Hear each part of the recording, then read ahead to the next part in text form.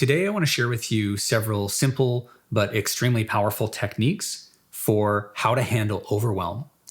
If you're engaging in any type of artistic pursuit and you begin to feel overwhelmed, it will immediately take you out of creative flow. And in the opinion of some people, it can even constitute something called negative practice, where if you're attempting to create in a state of overwhelm, a negative, stressed emotional state, that it's actually better if you didn't do anything at all than to try and create in that state. So it's really good as an artist or creative type to be able to monitor how you're feeling. And if you're feeling a sense of overwhelm around your craft or whatever project you're working on, to have tools at your disposal for how to handle that. The first technique I want to share with you comes from the Will Smith autobiography called Will. He shares stories all the way from his childhood forwards and reveals every facet along the way of his journey as an artist. And he's very vulnerable in that book, which I love. He shares a particular story about him and his older brother and his father when him and his brother were fairly young. His father comes to them one day and tells them that they are going to build a brick wall. And they have very little in the way of tools. I think they have a level with a bubble and that's it. Some trowels, some concrete. And he tasks them with this massive undertaking of building a brick wall. And they begin on the journey, and it takes them many months even just to get into it. And while they're midway through this project, they feel like it's never going to end. And they get to this crossroad where they're feeling really overwhelmed. And their father drops some wisdom on them. And he said, pretend like you're not building a wall. Don't think about building the wall. That feels like a massive undertaking. It feels like a huge project. And it was leading to their sense of frustration and overwhelm. He said, all you got to think about is laying one brick to the best of your ability. And if you can reframe what you're doing from the project, this massive undertaking of building a wall, to the task, the more granular, bite-sized, miniature task of laying one brick to the best of your ability, all of a sudden that begins to feel manageable. So you can take that technique and apply it to anything you're doing. Could be building a business. It could be working on your next song. It could be writing a book. So some examples in the field of music: instead of viewing yourself or imagining yourself as writing an album, you are writing a song. And if that feels like a lot, because sometimes just writing a song can feel like a lot and you can get stuck and you can feel very overwhelmed and get overloaded. So instead of imagining yourself as writing a song, you could say, I'm writing a drum beat. I'm writing a couple of bars of a bass line. Or maybe you're not even that far along. Maybe laying one brick for you means showing up and putting in an hour in the studio. And you're not attached to what you're getting done. There's lots of ways to break it up, but the idea is that you make what your focus is on something that is small and granular and achievable. And that feels much less big and overwhelming than the larger project. The second technique I want to share with you comes from one of my dear teachers, Kenny Werner.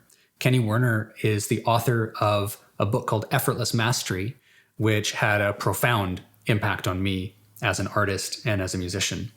Kenny is an incredibly talented jazz pianist, and he's also a wise spiritual practitioner. And I had the pleasure of being able to interview Kenny in my studio a few years back. I'll link that full interview for you guys below this video so you can check it out. I highly encourage you to either watch the interview or read his book, Effortless Mastery, or do both.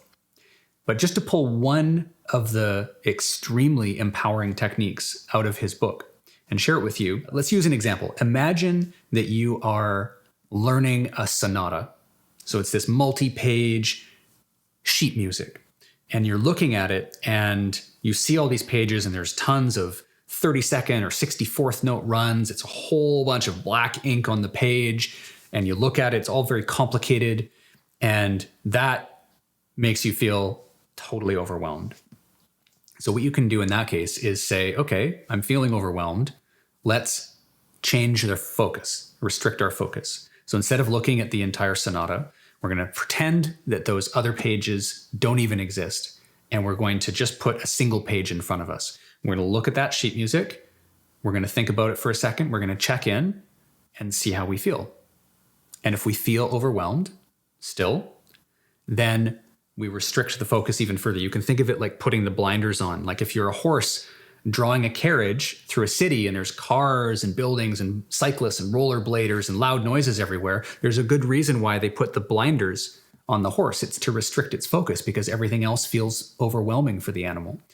We can pull the same technique and use that for ourselves. So if looking at a sheet of music feels overwhelming, you can narrow your focus to a single line of music. And then again, you check in with yourself, see how you feel. If you still feel that that's overwhelming, then you just narrow the focus again. And you bring your attention to a single measure, a single bar of music. And that's what you practice. Simple, but not easy. And it's incredibly powerful. So maybe some of you don't identify with the example of learning how to play sheet music, right? We're in the digital age and a lot of us are using digital audio workstations, or maybe you're some other type of creative or artist where music isn't your medium.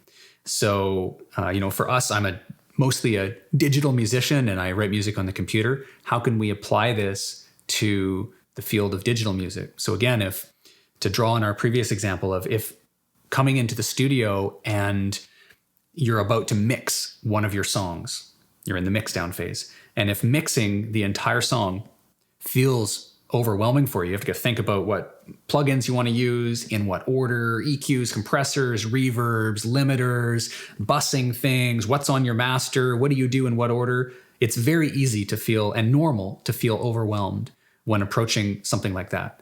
So how can you help yourself using this technique to eliminate the overwhelm? Well, in music, inside of your project, you can just forget about the master, forget about bussing anything, forget about all of that stuff. You can even forget about EQs and compressors and limiters and reverbs. And you can focus in and narrow your focus to one individual instrument and how that sounds relative to the other instruments in your arrangement. So getting your, what you might refer to as mix balance, just using the volume faders and getting the relative volume of each one of the elements where you want it. Now, that can sometimes involve things like automation, and it can get more complicated. So if doing that over your entire project feels overwhelming, again, it all depends on how you feel, and each person is going to be different. So you have to start to tap in and get into your belly and check in and see how you're feeling. And if you're still feeling overwhelmed when approaching that, then you just restrict the focus further. So in this example, where maybe doing the mix balance and automating volume faders and things like that over your entire song feels overwhelming, then you can say, okay, well, I'm just going to do the verse or the intro or the drop. That's all I'm going to do. And you can even say, I'm not going to do any automation. You can just say, I'm going to get the static levels of each one of the elements of my mix at the right level. And then once that's achievable for you and you feel like you can move through that and you complete that, then you can say, okay, now I'm going to add in EQs.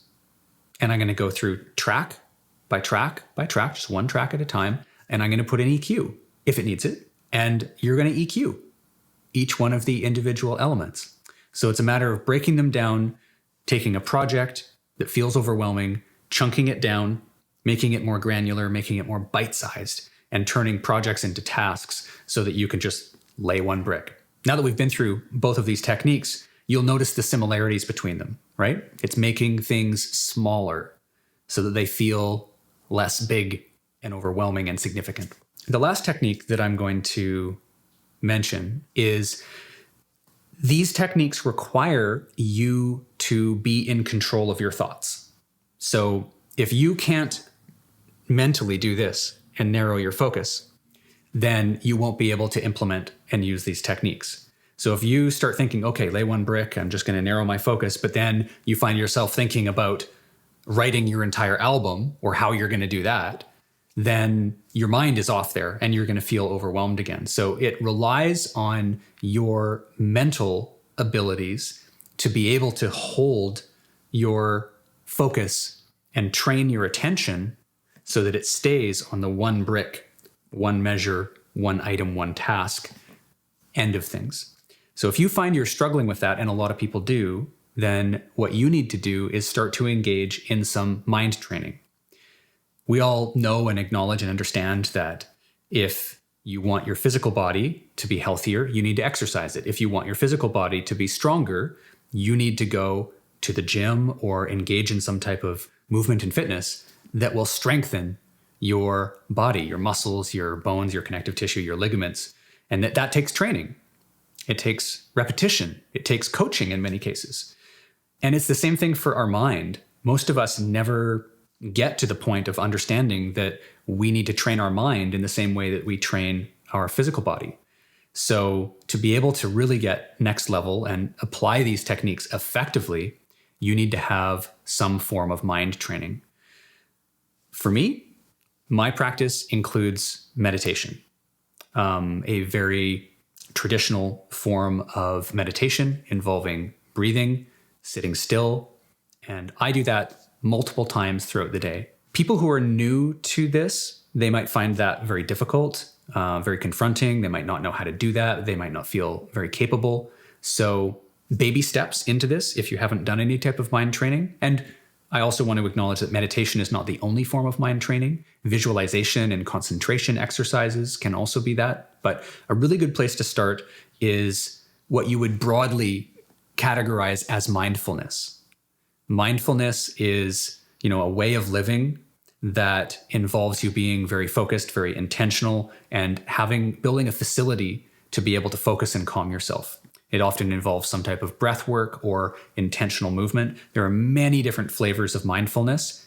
In Japan, there was Zen archery, and doing archery or calligraphy or sword fighting or physical martial arts movements, Tai Chi, all different forms of mindfulness. So it doesn't need to mean you sitting cross-legged on a cushion somewhere, with your hands at your chest and your eyes closed. That's not what it needs to look like. But some form of mindfulness would be a immensely powerful tool.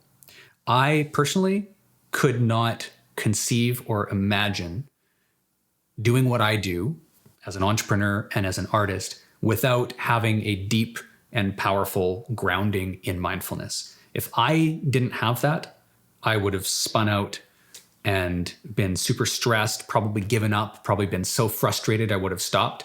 It's that tool, that mind training that I've had and I've invested in that has resulted in me being capable of continuing through a lot of the twists and turns in my artistic journey. So if these resonate with you and you feel inspired to try them out, I highly encourage you to do so. Us at Warp Academy can play a role in supporting you with that. And if you feel called to reach out and join our collective, please do. And it would be our pleasure to be able to hear your experiences and support you along that journey.